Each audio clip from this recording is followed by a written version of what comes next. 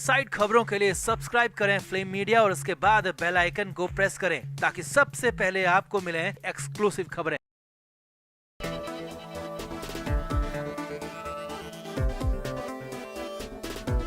जब से एनसीबी ने अपनी चार्जशीट कोर्ट में दाखिल करवाई है, तब से कुछ लोगों की नींद उड़ गई है। नींद ही क्या, अब तो अपने दिन गिनने लगे हैं कि पता नहीं कब जेल से बुलावा आ जाए।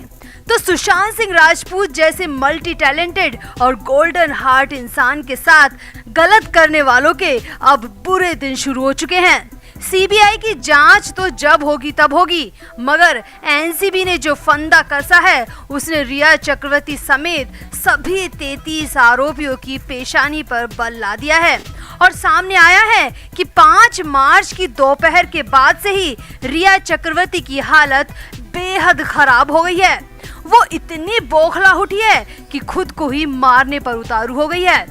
चार्जशीट में अपना नाम टॉप पर देखते ही रिया चक्रवर्ती तुरंत अपने वकील से मिलने के लिए निकल गई और पूरे मामले पर पहली बार अपनी जुबान भी खोल दी। और रिया चक्रवर्ती का दिमाग इतना भन्ना गया है कि अब तो वो भगवान को भी याद करने लगी है। तो क्या कहा रिया चक्रवर्ती ने और क्यों हो गई हालत इतनी खराब, आपको बताते हैं सब। आप भी वीडियो को शेयर करें और कमेंट भी करें। सुशांत सिंह राजपूत की मौत को लेकर सीबीआई और एनसीबी की जांच लगातार जारी है। 5 मार्च को नारकोटिक्स कंट्रोल ब्यूरो ने ड्रग कनेक्शन मामले में केस नंबर 16/20 की अदालत में चार्जशीट फाइल की। एनसीबी चीफ समीर वानखेड़े अदालत में खुद चार्जशीट दाखिल करने पहुंचे थे। बताया जा रहा है कि ये चार्जशीट 33,000 नहीं बल्कि 52,000 पन्नों की है, जिसमें 40,000 पन्ने सॉफ्ट कॉपी में थे और 12,000 पन्ने हार्ड कॉपी में। इस चार्जशीट में कुल 200 गवाहों का जिक्र किया गया है और इसी चार्जशीट में रिया चक्रवर्ती का नाम टॉप वाली लिस्ट में शामिल है। तो अब इस लिस्ट को देखकर रिया चक्रवर्ती बुरी तरह तिलमिला उठी है और रिया चक्रवर्ती के वकील सतीश मान शिंदे भी बेहद गुस्से में दिख रहे हैं, क्योंकि अब तक वो अपनी क्लाइंट रिया चक्रवर्ती को इनोसेंट बताते रहे हैं, मगर एनसीबी की चार्जशीट में रिया चक्रवर्ती का नाम देखकर दोनों ही परेशान हो गए हैं। और रिया चक्रवर्ती के वकील ने तो अपना बयान भी एनसीबी की चार्जशीट पर दे दिया है। तो वकील सतीश मान शिंदे ने इस चार्जशीट पर काफी कुछ कह दिया, न सिर्फ रिया को लेकर बल्कि बॉलीवुड को लेकर भी मान शिंदे ने काफी कुछ बोल दिया और एनसीबी की चार्जशीट को बेहद बकवास तक करार दे दिया।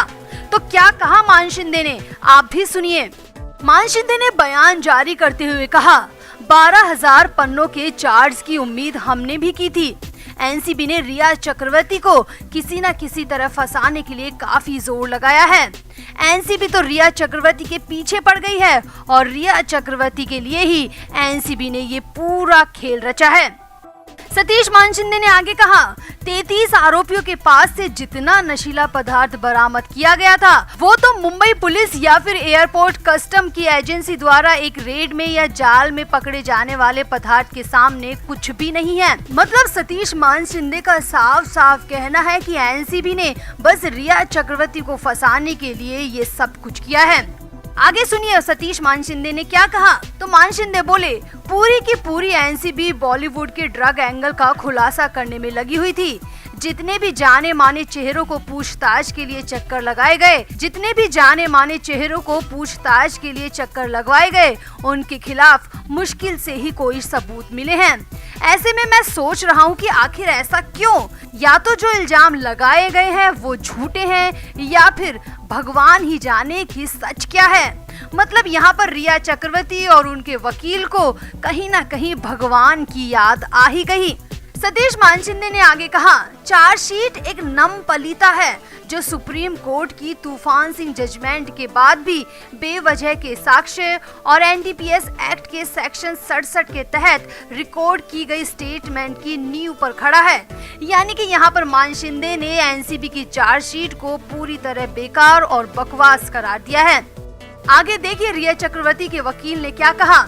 तो मान शिंदे बोले, रिया चक्रवर्ती के चार्ज के बिना इस केस का कोई सार नहीं है और इसीलिए एनसीबी ने पुरजोर कोशिश की है कि रिया चक्रवर्ती को पूरी तरह फंसा दिया जाए, लेकिन कोर्ट में मैं साबित करवा के दम लूंगा कि रिया चक्रवर्ती बेगुनाह है। यहाँ पर सतीश मान शिंदे ने आगे कहा, हाई कोर्ट को ड्रग ट्रेड में कमाई करने वाली बात पर कोई सबूत हासिल नहीं हुआ था, हम ही आखिर में इस बात पर हंसेंगे। और यहाँ पर सतीश मान शिंदे ने आखिर में सत्यमेव जयते भी कहा, यानी कि यहाँ पर सतीश मान शिंदे को लगता है कि एनसीबी सिर्फ रिया चक्रवर्ती को फंसाने के लिए ये सब कर रही है। यहाँ पर आपको बता दें कि चार्जशीट को एनसीबी की भाषा में कंप्लेंट बोलते हैं। और आपको ये भी याद दिला दे कि सुशांत केस की तहकीकात के दौरान ईडी को ड्रग्स से जुड़ी हुई चैट मिली थी, जिसके बाद ईडी ने वो चैट एनसीबी को सौंप दी थी। इसके बाद केस में एनसीबी की एंट्री हुई और जांच काफी तेजी से आगे बढ़ी। एनसीबी की चार्जशीट में रिया चक्रवर्ती समेत कुल 33 लोगों के नाम बतौर आरोपी शामिल किए गए हैं। एनसीबी की चार्जशीट में रिया चक्रवर्ती, शौविक चक्रवर्ती, दीपेश सावंत, सैमुअल मिरांडा और क्षितिज प्रसाद समेत 33 नाम शामिल हैं, जिनमें कई ड्रग पेडलर भी हैं और कई रिया चक्रवर्ती के करीबी भी हैं। एनसीबी ने इस पूरी चार्जशीट को ड्रग की बरामदगी और इलेक्ट्रॉनिक उपकरणों की रिपोर्ट और फोरेंसिक रिपोर्ट के साथ ही गवाहों के बयान के आधार पर तैयार किया है, मगर रिया चक्रवर्ती और उनके वकील को ये चार्जशीट पूरी तरह बेकार लग रही है। तो अब सतीश मान शिंदे भले ही कुछ भी कहें, वो तो वकील है और उनका काम है अपने क्लाइंट का पक्ष लेना, मगर अब कोर्ट के हाथ में है इस पूरे चक्रव्यूह की आखिरी चाबी।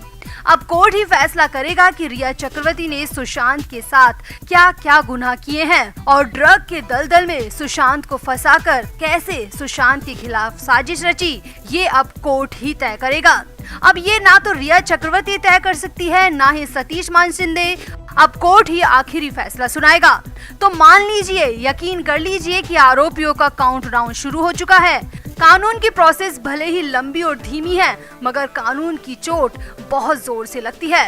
तो अब सुशांत के गुनहगारों को अपने दिन गिनने शुरू कर देने चाहिए। अब एनसीबी की चार्जशीट पर आए सतीश मान शिंदे के इस बयान पर आपका क्या कहना है? आप भी कमेंट जरूर करें और वीडियो को भी शेयर करें। Flame media report.